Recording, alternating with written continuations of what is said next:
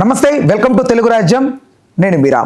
YCP 2019 2024 వరకు పరిపాలనలోకి వచ్చిన ఈ సమయంలో అనేక రకాల మంది వ్యక్తులు సోషల్ మీడియాలోకి వచ్చి మేము వైసీపీని అభిమానిస్తున్నామని చెప్తూ అట్ ద సేమ్ టైం కూటమి ప్రభుత్వంలో ఉన్నటువంటి కీలక నేతల్ని, జనసేన అధ్యక్షుడు పవన్ కళ్యాణ్ గారిని సైతం అనేక రకాల అనుచిత వ్యాఖ్యలు చేయడం జరిగింది.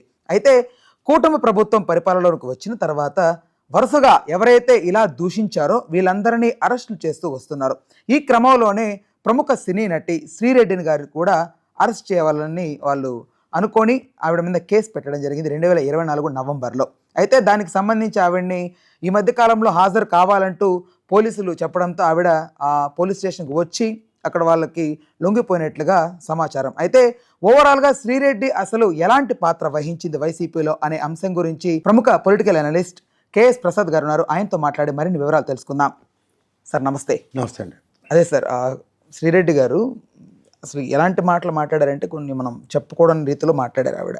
అంటే అంత నిజంగా బాధ్యత ఉండి ప్రజల పట్ల లేకపోతే పరిపాలన పట్ల ఉండి మాట్లాడిందా, లేకపోతే ఏదన్నా లబ్ధి కోసం మాట్లాడిందా? దీన్ని ఎలా చూడొచ్చు సార్? శ్రీరెడ్డి గారు గతంలో కూడా ఫిలిం ఛాంబర్లో మీరు గమనిస్తే ఓ నిరసన కార్యక్రమంలో ఆవిడ ఎలా కండక్ట్ అయ్యారో అందరికీ తెలుసు. వ్యక్తిగతంగా అందరిది ఒక టైప్ ఆఫ్ లాంగ్వేజ్ ఉండదు. కొంచెం చాలా ఎక్కువ అబ్యూజివ్ లాంగ్వేజ్లోనే ఆవిడ మాట్లాడడం. తర్వాత రీసెంట్ పాస్ట్లో ఆవిడ కొన్ని రాజకీయాలు అవి మాట్లాడకుండా ఆవిడ ఏదో వంట కార్యక్రమాలు ఇలాంటివన్నీ ఏవో చేసుకుని ఆవిడ పని ఆవిడ చేసుకుంటారు సార్. అంటే ఏదైతే క్షవరం అయితేనే కానీ వివరం తెలియలేదు అన్నట్టు ముందు అధికారంలో ఉన్నప్పుడు సానుభూతి పరులుగా చాలామంది చాలా రకాలుగా లాంగ్వేజ్లు మాట్లాడుతూ వచ్చారు. అప్పుడు చెల్లుబాటు అయింది. కానీ ఇప్పుడు ఈ ప్రభుత్వం వచ్చిన తర్వాత అట్లా చెల్లుబాటు కావట్లేదు.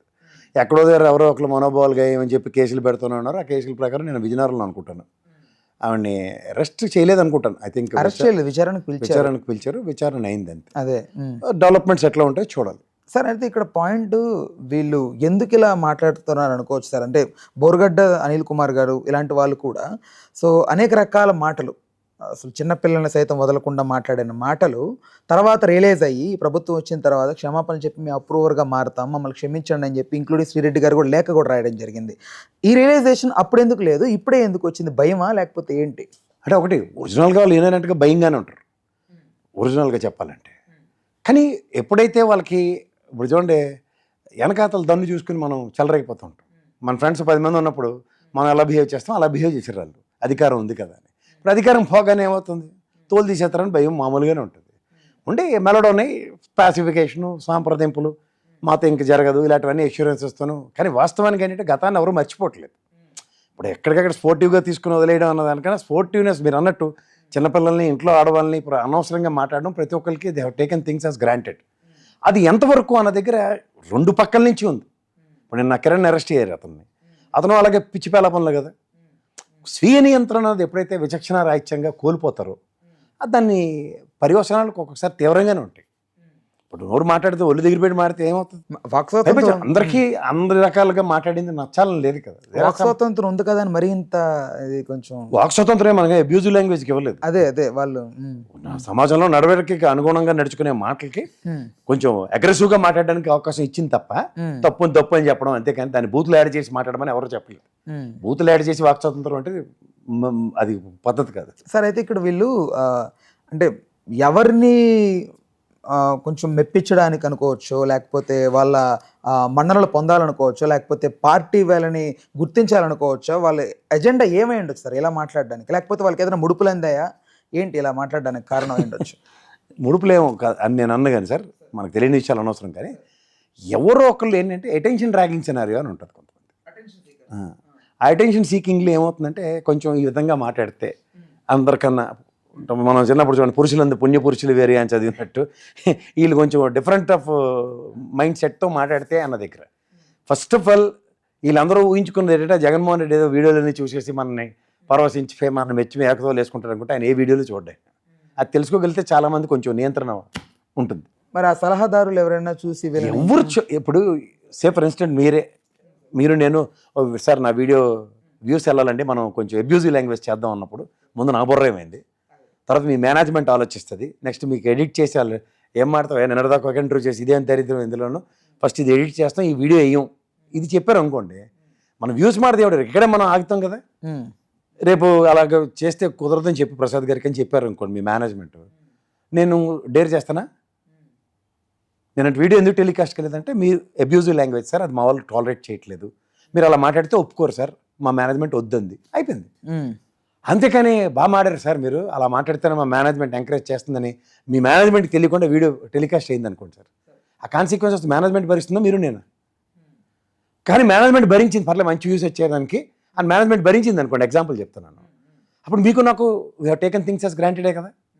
ఇది ఎక్కడికక్కడ చెక్స్ అండ్ బ్యారికేడ్స్ ఉంటేనే నియంత్రణ అనేది ఉంటుంది. ఇప్పుడు నేను వీడియో తీసాను, అది అప్లోడ్ చేస్తున్నాను అన్నదంటే యూట్యూబ్ కూడా నాకు తెలిసి కొన్ని అలౌ చేయదు, బట్ ఎలా చేసింది అన్నది question. So these things one should have. ఇప్పుడు ఈవిడ అప్రూవర్గా మారడము, లేకపోతే నేను లొంగిపోతున్నాను లొంగిపోతే ఒకటి జైలు శిక్ష పడడంతో పాటు ఈవిడ్ని అడుగుతారు కదా సార్, మీరు అసలు ఇలా దానికి ఏం ఉండదండి.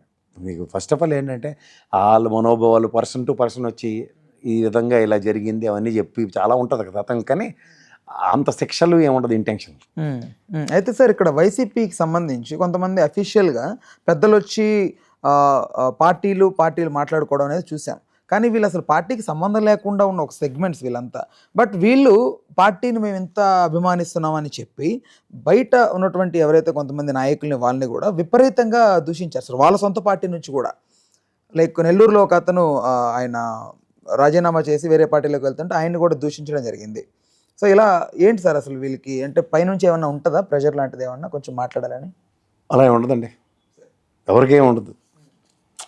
వీళ్ళు పార్టీలో సభ్యత్వం నమోదే లేదా పార్టీలో, మీరు నిజంగా చూడండి కావాలంటే హౌ కెన్ దే ఓన్? వీళ్ళందరూ బయట ఉన్న సానుభూతి పరులు, ఆ సానుభూతి పరుల పరంగా వాళ్ళు ఇప్పుడు మీరు మీ ఆఫీస్లోకి ఐడి కార్డు ఇచ్చి మీకు ఒక జాబ్ ప్రొఫైల్ ఇవన్నీ ఉన్నప్పుడు నియంత్రణ ఉంటుంది.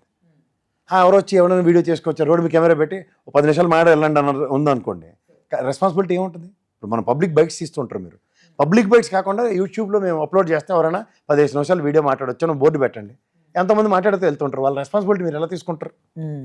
దానికి మీరు తీసుకోవాల్సింది ఏంటి? ఎడిట్ చేసి వాడు సరిగ్గా మాట్లాడలేదు, ఆ పదాలు తీసి వీడి బాధ ఇది అని చెప్పడం అనేది కాంటెంట్స్. అట్లా వీళ్ళకి ఏమవుతుందంటే బయట సానుభూతి పరులుగా నాకు వైఎస్ఆర్సీపీ ఇష్టం, లేదా నాకు జగన్మోహన్ రెడ్డి ఇష్టం, లేదంటే నాకు సజ్జలు ఇష్టం, లేదంటే విజయసాయి రెడ్డి ఇష్టం, అలా ఒకరికొకళ్ళు వాళ్ళు ఒక సెట్ ఆఫ్ పీపుల్ కింద వాళ్ళ ఆడియన్స్ క్రియేట్ చేసుకుని వాళ్ళకి నచ్చినట్టుగా వాళ్ళు మాట్లాడడం స్టార్ట్ చేశారు. మరి వైసీపీ బట్టి ఎందుకు సార్ డిఫెండ్ ఎలా? చేసుకోవాలి? ఇప్పుడు అదే నేను చెప్తున్నాను, ఇప్పుడు మీకు ఐడి కార్డు ఇచ్చి మీరు ఎంప్లాయ్ అన్నప్పుడు మీ మీద క్రమశిక్షణ ఉంటుంది. బయట ఎవరో సానుభూతి పడి అంటే వాళ్ళందరినీ ఎత్తికేసుకుని ఏమని చెప్తుంది, ఎలా చెప్తుంది? ఇప్పుడు రామగోపాలవరం సినిమా ఉంది, నచ్చితే చూడండి లేదా బోండి అంటాడు, అంతేకాని నేను సినిమా తీయొద్దని చెప్తే ఎవడని వింటాడా? అలాగే మనకి ప్రతి ఒక్కడికి యూట్యూబ్లో ఒక అవకాశం ఉంది, ఏది పడితే అది చేస్తున్నారు అందరూ. సార్ చేసిన తప్పు రేట్ అనేది మన విజ్ఞతకు చూసుకోవాలి. మనం ఎవరైనా చెప్పడానికి మనం చెప్తే వాళ్ళు ఏం వింటారు, ఎలా వింటారు? స్వీయ నియంత్రణే ఉండాలి దానికి, అంతకన్నా ఇంకేం లేదు. Right sir. ఒక 2-3 గట్టిగా శిక్షలు పడ్డాయి అనుకోండి, అంటే కొత్త చట్టం చేసి అప్పుడు దాంతో లేదా అబ్యూజివ్ లాంగ్వేజ్ యూట్యూబ్లో మాడితే ఎవరో కేసు పెడితే కాన్సిక్వెన్సెస్ ఎలా ఉంటాయని ఆగుతారు. అంతేకాకుండా ఏమీ లేదు, గవర్నమెంట్ మారిన దాకా ఏం ప్రాబ్లం దాకా జరుగుబాటు జరిగింది కదా, మారిన తర్వాత ఇప్పుడు భయం వచ్చి సరెండరింగ్లు ఇవన్నీ మారుతున్నారు. ఓవరాల్గా ఈ ఇష్యూని ఎలా చూడొచ్చు సార్ మనం? ఐ థింక్ ఇలాంటి వరుస అరెస్టులు పెద్దల నుంచి ఇలాంటి వాళ్ళ వరకు కూడా వస్తున్నాయి. అంటే ఇది రెడ్ బుక్కేనా? రెడ్ బుక్ బ్లూ బుక్ ఎందుకండి? ఇప్పుడు మీరు రోడ్డు మీద వెళ్తున్నప్పుడు మిమ్మల్ని ఎవడో తిడతాడు, మీరు ఇటు గమ్మున గాంధీ మహాత్మంలో దండం పెట్టి కూర్చుంటారు, తిరిగి అటాక్ ఉంటుంది కదా. ఒక్కొక్కరిది ఒక్కొక్క టైప్ ఆఫ్ అటాక్ ఉంటుంది. ఈ ప్రభుత్వం ఈ విధంగా నిర్ణయించుకుంది. బట్ ఇది రాజ్యాంగ విరుద్ధం అనుకోవచ్చా సార్? ఇంక ఇందులో రాజ్యాంగాలు విరుద్ధాలు ఏముంటాయి సార్? నోరు మంచిది అయితే ఊరు మంచిది అవుతుంది, అంతేనంట. అంతే. రైట్. నోరు కరంగా లేదని చెప్పి రాజ్యాంగం ఏం చేస్తుంది? రాజ్యాంగం వాక్ స్వతంత్రం ఇచ్చిందని చెప్పి అందరినీ బూతులు తిడతామంటే ఎలా ఊరుకుంటారు? ఎవరు ఊరుకుంటారు? ఎందుకు ఊరుకుంటారు? Right sir. ఓకే సార్, ధన్యవాదాలు sir, thank you. Hello, Telugu Rajyam channel చూస్తున్నారా? సామాజిక రాజకీయ జీవన చిత్రణే తెలుగు రాజ్యం. అతిశయోక్తులు అసత్యాలు ఉండవు. రాజకీయ కోణం కాదు, ప్రజా కోణమే కొలబద్ద. తెలుగు రాజ్యం వీక్షణ మీ ఉత్తమ అభిరుచికి నిదర్శనం.